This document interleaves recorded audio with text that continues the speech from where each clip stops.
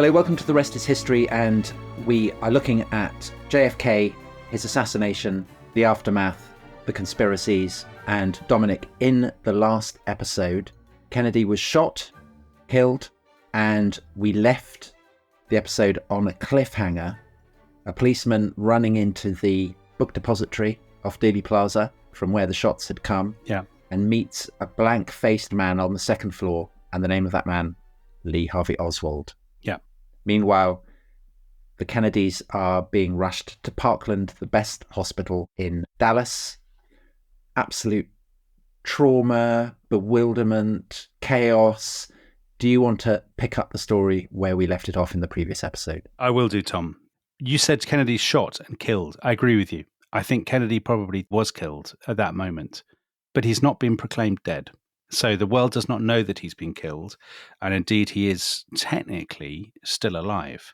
At the point when the Kennedy car, so that was the specially souped up armor-plated Lincoln that we described last time, not the first car in the motorcade because there are police cars ahead, but they all rush to Parkland Hospital.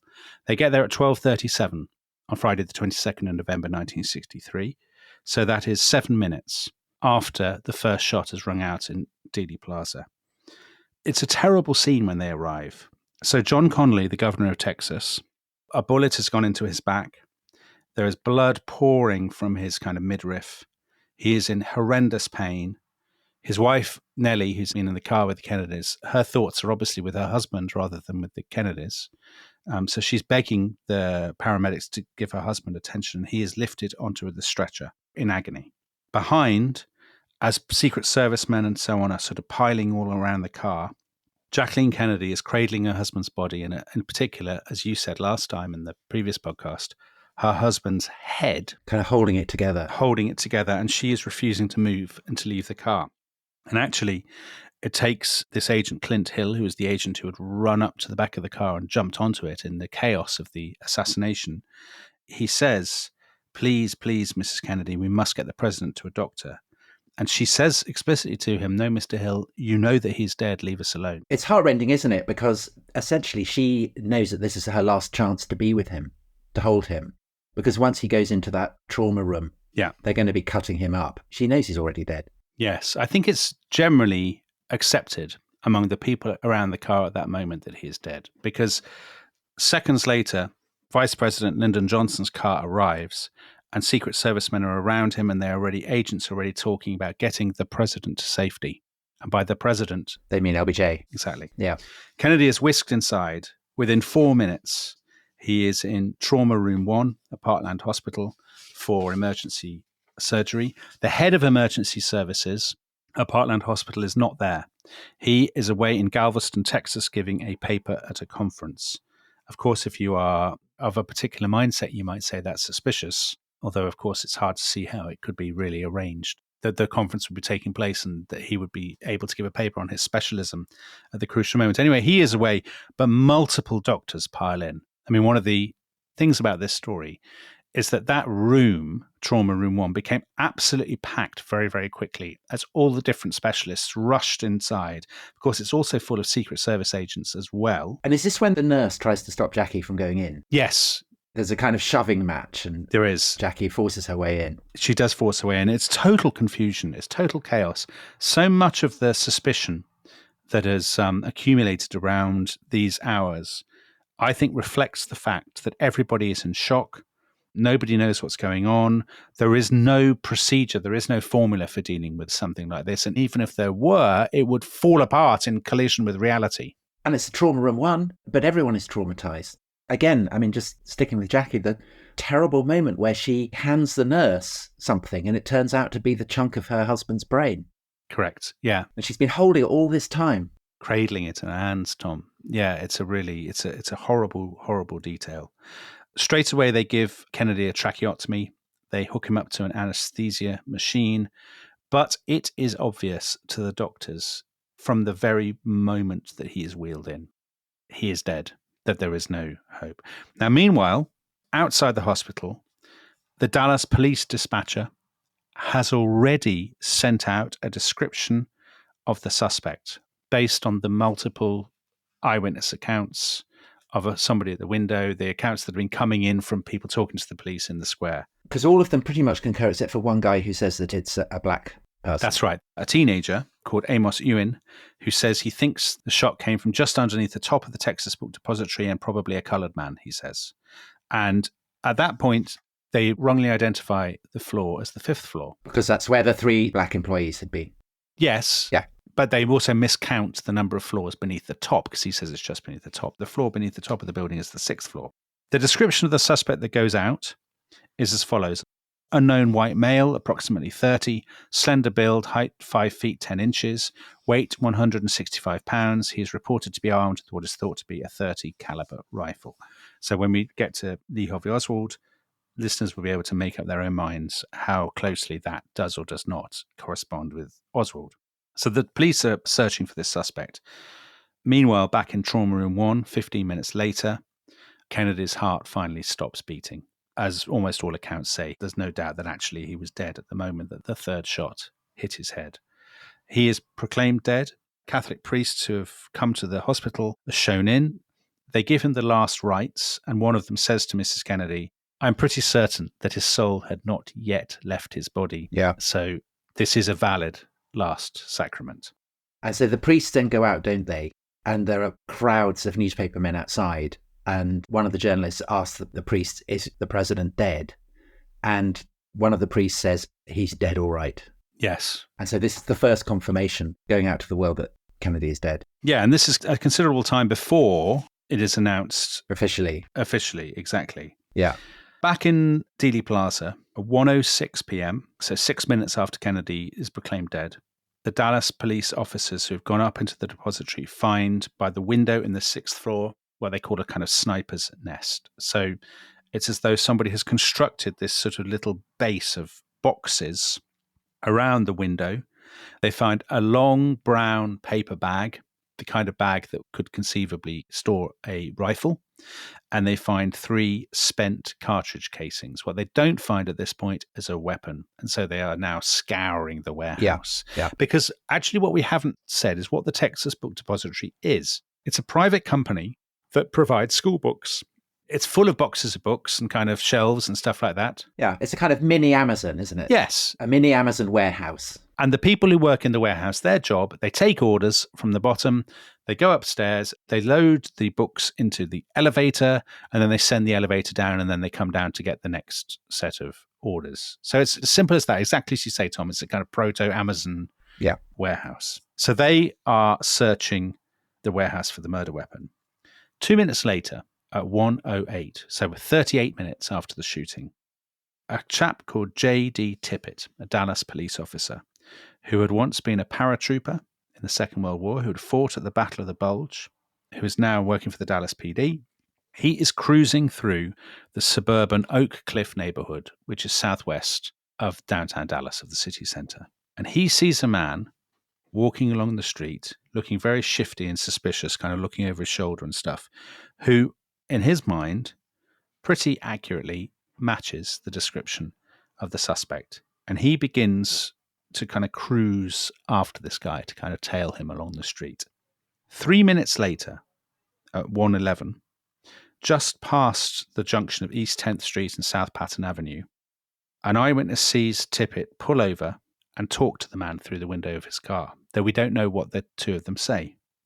Moments later, several eyewitnesses see Tippett get out of the car and walk towards the man.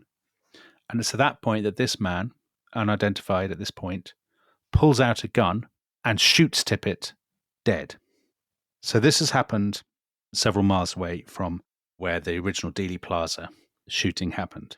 Meanwhile, back at the hospital, Lyndon Baines Johnson has been told that Kennedy is dead.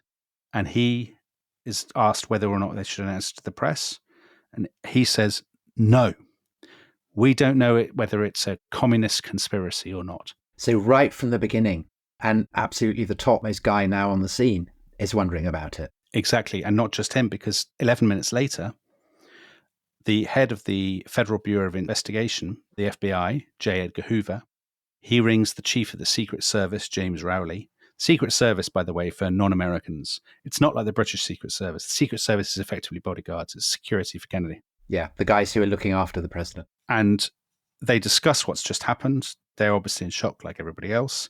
Both of them talk about conspiracies. So Rowley from the Secret Service asks, do you think it could be Cuba? Could it be Cubans? And Hoover says, I don't know, it could well be the Ku Klux Klan. So there we have three of the main conspiracy theories. The communists, Cuba, the Ku Klux Klan, something to do with right-wing extremists. Yeah. It's fascinating that these are people at the very top of American government, and their first instinct is to say, well, is this part of a conspiracy? Is this something wider? A minute after the Hoovers had that conversation with the Secret Service chap, at the Texas Book Depository at 1:22, the Dallas police officers do find the murder weapon. They find a rifle that has been stuffed underneath some boxes on the 6th floor.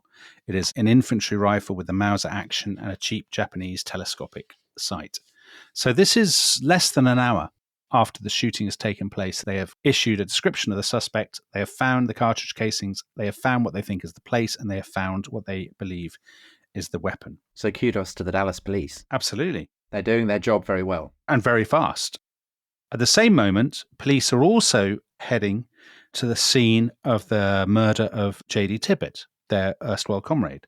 The radio is also distributing a description of this suspect. A white male, about 30, 5'8", black hair, slender, wearing a white jacket, white shirt, and dark slacks. So they are now searching for what could conceivably be a second suspect in an unrelated murder. But it corresponds quite closely to the original suspect alert from the Kennedy shooting. It does. I think any fair-minded observer would say they are pretty similar descriptions. Back at the hospital, 1:30, so we're switching between different locations. At 1:30, there is a furious row going on about Kennedy's body, because the Dallas County medical examiner has now arrived, and he says under Dallas law, under Texas state law, we have to keep this body for an autopsy. The Secret Service are horrified by this, and they say, no, we have to get back to Washington immediately. There is no doubt that the law is on the Dallas County medical examiner's side. The Kennedy's body should have stayed in Dallas for an autopsy. And again, for people who are suspicious of the official narrative of events, this is very odd and very murky. I think there's a pretty reasonable explanation for it, though, Tom. And presumably the explanation is that if Kennedy's body has to stay there, then Jackie will have to stay there. Well, they'll all have to stay there. But particularly Mrs. Kennedy. Yeah. Because there's this heart-rending moment where she's, they're about to go and she slips her wedding ring off and puts it on her husband's finger. And then she has this conversation, did I do the right thing? I wanted to give him something. And an aide answers, you leave it right where it is. And then Jackie Kennedy says, now I have nothing left. Yeah. And you can see the human emotions are a very, very important part of this. And they tend to get, I guess, washed out of official narratives. They do. I think you're absolutely right, Tom. I think they feel utterly horrified for her. But also, of course, the Secret Service, just professionally speaking, they're desperate to get back to Washington, D.C., to what they see as the safety and security of Washington, D.C. If this is a conspiracy, yeah, and if this is, as is perfectly possible in their minds, a conspiracy orchestrated from Cuba, from Moscow, then hanging around in a Dallas hospital with the President of the United States, Lyndon Baines Johnson, is a bonkers thing to do. They need to get back as quickly as possible. The closest analogy within our lifetimes would be the sense of chaos and confusion and terror that followed the attack on the World Trade Center. Exactly. People having no idea what's going on at all. Exactly. But fearing the worst. Exactly right. The idea that at this moment they would say, oh, sure, we'll all hang around here for hours. Take as long as you like, do the autopsy. I mean, that's obviously utterly implausible. Everything in their training and in their instincts and common sense is screaming, get on the plane and get back to DC. But I do think the anxiety, the concern, the pity for Jackie Kennedy is a really important aspect of this. And indeed will be an important aspect when we come to Jack Ruby. Yeah. That, she's still wearing that pink suit. Yeah. She's drenched in her husband's blood. She's obviously traumatized. And I think that you'd have to have a very harsh heart. Right. Not to think about her. And their children. And the children. Who are back in Washington. The idea that they would say to her, well, Jackie, we'll book you into a Holiday Inn. Yeah. You might be here for a few days. I mean, that's obviously utterly unthinkable. Yeah. By the way, one last thing on this. The official announcement of the death, I say official, the moment that it's broken to the American public is at 1:38. So that's 8 minutes after this conversation.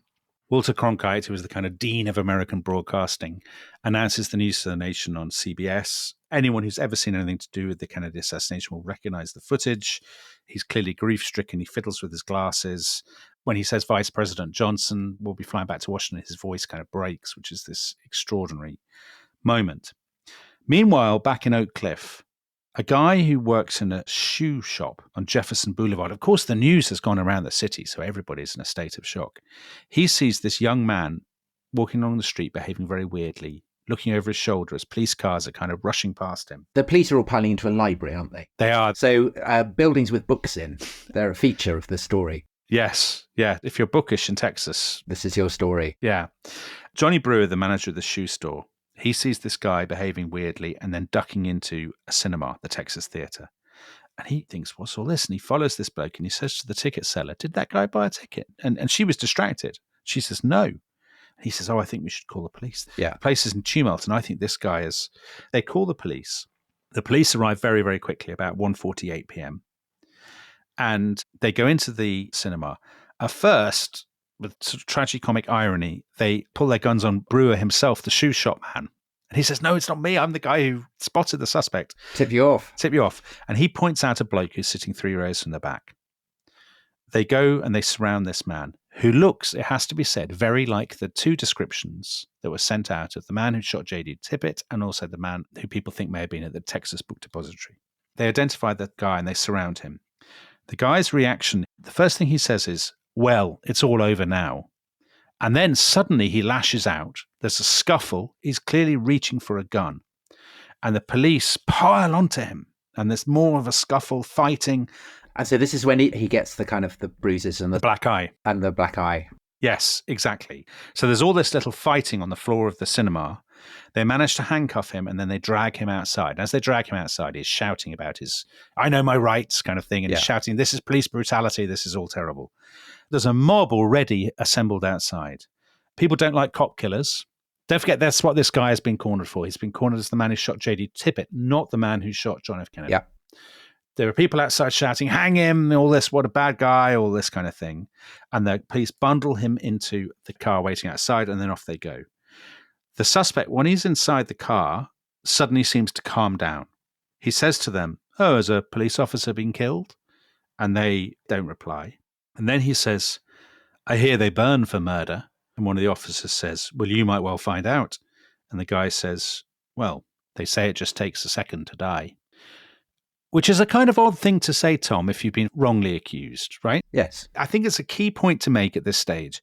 I've never been arrested by the police for a crime I didn't commit, and nor have I been accused of murder. But if I were and I hadn't done it, I'd be very frightened, of course, and keen, I would imagine, to correct the record.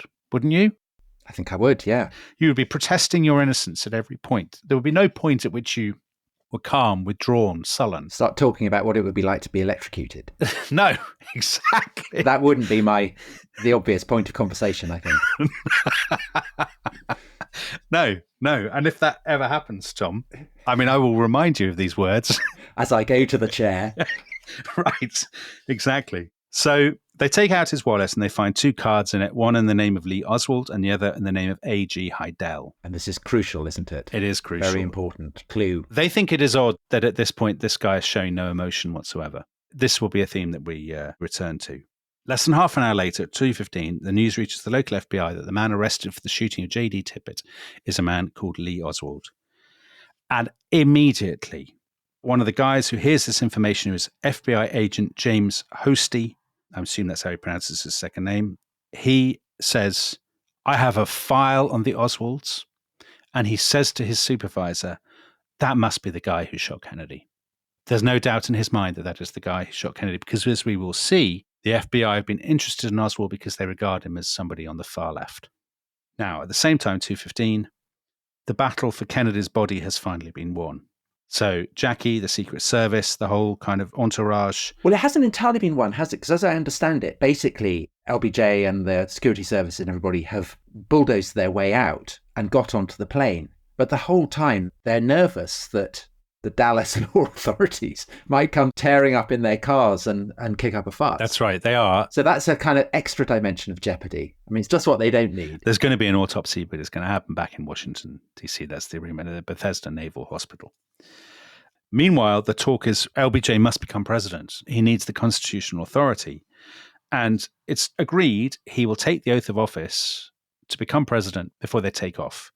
They need a judge to do it. And he says, well, there's this judge called Sarah Hughes, who's an old friend of his, who's a federal judge, a kind of client. So they're waiting for Sarah Hughes to arrive. And she arrives at 2:30 at Love Field. And 8 minutes later, the swearing-in ceremony begins, unlike any other in American history. So this is the famous photograph. We've all seen the photos. Yeah. If you look across the photo, you have LBJ in the middle. You have to say, shocked. He looks in a state of total shock, utterly hangdog. He has Lady Bird Johnson on one side, who looks similarly stricken. And you have Jackie, who looks, like somebody in a state of complete and utter trauma. Still in her blood-soaked suit. Still in the suit. Still in the pink suit. And this, Tom, is 2.5 hours since they turned into Dealey Plaza when her husband was still alive. The sheer pace of events. Yeah, it's moving at such a pace, isn't it? Anybody who has ever been in a sort of very shocking incident or, lost a family member unexpectedly or any of the car crash or any of these kinds of things will know that you feel you've been catapulted into a kind of parallel reality. Yeah. And suddenly the whole world has turned upside down and you're in a state of confusion. But for all this to have happened so quickly and unrelenting pressure, it's just an incredible moment. And the amazing thing about this story is the way that you have two narrative strands going in parallel. You have the horrors of Kennedy's death, being taken to the hospital, and then the matter of high politics. The fact that, this is all about the government of the United States of America, the most powerful country in the world. At the same time, out on the streets of Dallas, you have the police investigation. Yes. And again, the speed with which the police conduct their investigation is either very impressive or perhaps very sinister. We will undoubtedly get onto that. But perhaps we should take a break at this point. So LBJ is on the plane with Kennedy's corpse heading back to Washington. And Lee Harvey Oswald has been taken into police custody. And when we come back, we will find out what happens next.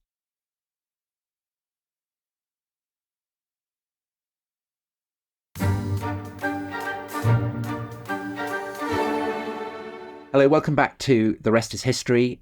We are in Dallas. It is the 22nd of November, 1963. And Dominic, by now it is 3:00, 2.5 hours after the assassination of President John Fitzgerald Kennedy. And what are the police in Dallas up to? So already the police, they have the suspect, Lee Oswald. They also have a card in his wallet that says A.J. Heidel. They have taken him back to police headquarters, downtown Dallas. They have already located the house where he boards in Dallas. So he spends the week in Dallas and then he goes to Irving in the suburbs to see his wife at weekends. So they've located his boarding house in the Oak Cliff area. Within a couple of hours, they're searching the house. It's in North Beckley Street. And so they find lots of books on communism and so on. Loads. But they also find James Bond novels, don't they? Yeah. But if you're interested in communism, you might also be interested in James Bond, Tom. Yeah. You'd be a Cold War a file, wouldn't you? Or if you're interested in shooting US presidents, you might be into That's true. James Bond. That's all true. Or if you were into shadowy conspiracies. All of these things. Run by sinister Yeah. master villains, you might be as well. So Precisely. I think basically everybody likes James Bond in 1963. all right. Except for the New Statesman's reviewer, Paul Johnson. He said it was the most obscene books he'd ever read. Anyway, that's by the by. The place is full of books on the USSR, on communism. There are pamphlets, there are letters from the Communist Party of the USA, from the Socialist Workers' Party, lots of stuff from the Fair Play for Cuba Committee, which is a kind of far-left group that is saying that the US has been very hard on Fidel Castro and stuff. They also find a Soviet passport with Lee Harvey Oswald's name and photo. Which, that must be quite a shock, because that's not the kind of thing you normally expect to find in Dallas, is it? No, not at all. An American citizen with a Soviet passport. That would have come as no surprise to the FBI. But it would to the police, would it? Yeah, but to the police. Or would they have been tipped off? No, they probably wouldn't have been. I mean, there's a lot of communication between the FBI and the Dallas police. Even at this stage, they are talking to each other. But of course, an ordinary Dallas police officer doesn't know that Lee Harvey Oswald is a man who has spent time in the Soviet Union and that he's been watched by the FBI and so on and so forth. Just to go back to the James Bond, it is amazing that you have these spy thrillers that seem entirely implausible, that involve Cold War shenanigans, and then you find the guy who is suspected of shooting the President of the United States with a Soviet passport. I mean, yeah, the sense that you are inside a drama, you're inside a script, must have been overpowering, I'd have thought. Well, the further twist to that, Tom, actually, is that the single biggest boost in the sales of the James Bond books was when John F. Kennedy said that he loved reading the Ian Fleming books. And he named, I think it was From Russia with Love, right, as one of his favorite books. Because he is, of course, precisely the kind of person, a product of World War II. Yeah. In some ways, sort of culturally quite conservative, that those books are aimed at. You know, he's that sort of person who finds them a fun read. But the whole thing with this story, I mean, it's the interface between actual events and the way in which the high politics and the drama of the time has been rewritten as fiction. Yeah. And that this is a kind of a fusion point that will ripple through the decades to come. Absolutely. The relationship of fiction and fact. Yeah, that's a very fair point. At 5:00, Air Force One finally lands at Andrews Air Force Base in Maryland, which is outside Washington, D.C., and it is met there by the slain president's brother, Robert, who is the Attorney General in charge of law enforcement. And who has been going hard after the mafia, of course. He has, of course. Talked about that. He had had a call at his house from J. Edgar Hoover to tell him that his brother had been shot and killed. The two men don't get on, do they? They don't get on at all. Robert Kennedy is totally devoted to his brother. He has subordinated his career to his brother's. He has basically been very happy to be his brother's hard man, to be bad cop to his brother's good cop. And any brother is, of course, would be devastated, but he is stricken to an extraordinary degree. He basically goes into this colossal midlife crisis and depression as a result of his brother's assassination. So he meets the plane. John F. Kennedy's body is taken to Bethesda Naval Hospital for the autopsy. Lyndon Johnson is taken straight to the White House. Dominic, can I just say about LBJ, who, I mean, his rap is that he's a hard man, often very brutal in his personal relations with people. The first thing that he does when he gets to the White House is to write letters to Kennedy's two children. Yeah. So, dear John, it will be many years before you understand fully what a great man your father was. His loss is a deep personal tragedy for all of us, but I wanted you particularly to know that I share your grief. You can always be proud of him. And then to Caroline, your father's death has been a great tragedy for the nation as well as for you at this time. He was a wise and devoted man. You can always be proud of what he did for his country. I mean, it's very moving, I think. I think it is moving. Well, LBJ, like a lot of quite hard men, is quite sentimental, yeah, I think, in some ways. Now, LBJ afterwards got a terribly bad rap, actually, from the Kennedy court, if you like, because he made changes. He kicked out some people. He kept others. He kicks out Kennedy's secretary, doesn't he, straight away? He does. Gives her half an hour to clear her desk. He gets a bad rap, and people say he was very insensitive to Jackie. He couldn't wait to, clear out all their stuff and all this kind of thing. This is actually not right at all. There are lots of accounts of people who say actually on the plane and afterwards, he was conscious of the awkwardness of his position and very solicitous of Mrs. Kennedy. And when he gets back, isn't he reproached? Is it by Bobby Kennedy? I can't remember. And LBJ accepts it. Yeah. For pushing things too fast, and he kind of reins back. He's in an impossible position. Tom, whatever he had done, of course, people would have found things to criticize. I think there is lots to criticize Lyndon Johnson for generally, but his conduct after the assassination, I think, is... Yeah. For somebody in shock who's been catapulted into this office, as far as he knows, there may be assassins out for him too. I think it's incredibly harsh to criticize him. Unless, of course, he's behind the conspiracy. Unless, of course, he knows something about the conspiracy, which we will come to. In Dallas, Lee Harvey Oswald has been taken to the police station. He is already under interrogation. He's being interrogated by a guy called Captain J.W. Fritz. He's a very impressive seeming man. Yeah, a very experienced Dallas policeman. Expert interrogator, isn't he? Yeah, very calm. He likes to create a kind of a bond relationship, of course, with the suspect. Yeah. It is obvious right from the beginning to all of the people around Oswald that he is, put it this way, None of them have any doubts they have the right man. And the reason they don't have any doubts is that he doesn't really make much of an effort to protest his innocence. So he says, I didn't do it, but he says it in this kind of sullen, withdrawn, snarky kind of teenager being rude to his parents kind of way. Correct. Everybody, I mean, the assistant Dallas DA, guy called Bill Alexander, he says, what struck me is that Oswald always acted like he was in control. It was as though everything was rehearsed. He was arrogant and defiant with Fritz. He said, I found his whole behavior completely inappropriate to the situation. Now, the thing is, if you were, Tom, yes, when we go on one of our Rest is History tours, if you are unjustly accused, I would not expect you to behave in such a way. I don't expect you to. No, I wouldn't be sulky. No. I'd be sobbing. You'd either be sobbing or you would be furious, wouldn't you? No, I'd be sobbing. Would you? Oh, Tom. I'm a sobber. Okay, well, I mean, let's hope you never have to. Yeah, let's hope this is all very academic. Yeah. So as the afternoon becomes the evening, they're still interrogating Oswald and he is still denying everything and muttering about his rights. He says he wants a particular lawyer who is associated with the American Civil Liberties Union, the ACLU. That's in New York, isn't it? Yeah, from New York. He's got this one particular lawyer. I can't remember the guy's name. And they never get through to him. No. And that's all Oswald can ever go on about is this one particular guy. Now, meanwhile, an unexpected person pitches up at Dallas Police Headquarters. And this is a man called Jack Ruby. And Jack Ruby is a nightclub owner. His original name is Jacob Rubenstein. He's from Chicago. He was born in 1911. So he's in his early 50s. Jack Ruby has an interesting story. He's from a kind of Polish Orthodox Jewish family. He was one of 10 children. Very troubled background. He was a delinquent. His parents had a violent relationship. His mother suffered from poor mental health. He was in and out of foster homes. He'd worked as an aircraft mechanic in World War II. But he is, by every account, an extremely erratic, odd, hot-tempered. Very emotional man, isn't he? He's always crying, isn't he, Tom? Yeah. I mean, he really is a sobber. Yeah. So he opens these various nightclubs and sort of strip clubs and things, which of course, in the run of things, they have links. People to do with organized crime will come to the clubs and he will give them drinks and he will talk to them. As he does to the police as well, doesn't he? He loves the police and he's always giving them free drinks. He seems like a kind of Detective Monkey. Yes.